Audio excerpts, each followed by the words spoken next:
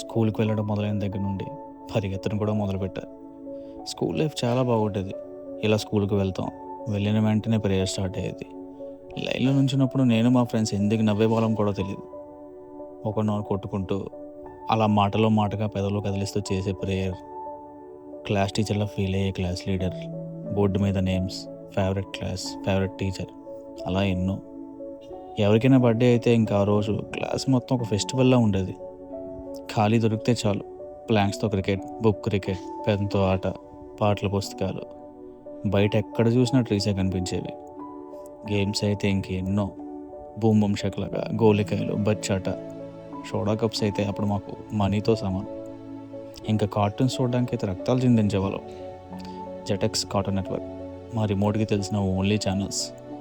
Power Rangers favourite character కోసం కొట్టుకునేవాళ్ళం. అలానే మార్ఫోస్ కోసం కూడా. అది దొరక్క బల్బ్ కవర్ వేసుకునేవాళ్ళం. అది వేరే విషయం అనుకో. లంచ్ వరకు కూడా తెచ్చుకున్న ఫుడ్ ఉండేది కాదు. ఆ రోజు వర్షం పడితే ఇంక క్లాస్ రూమ్ అంతా డార్క్ అయిపోయేది. అలా బయట చూస్తూ ఉంటే ఎంత బాగుండేదో.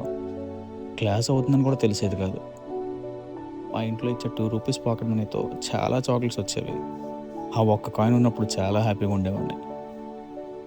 అలా స్కూల్ బయట కుల్ఫీ తాత, సమోసా మామ, బర్డ్స్, రేడియోలో సాంగ్స్ అలా చాలా. స్కూల్ అయిపోతే చాలు గేమ్స్. ఇంటికి వెళ్ళాలనిపించేది కాదు. అలా అని ఇంటికి వెళ్తే స్కూల్‌కి కూడా రావాలనిపించేది కాదు. ఇందులో చదువు ఎక్కడా అని అడగొద్దు. అది మా అమ్మ అరుపుతో, మా నాన్న బెల్ట్‌తో సేఫ్‌గా సాగిపోయేది.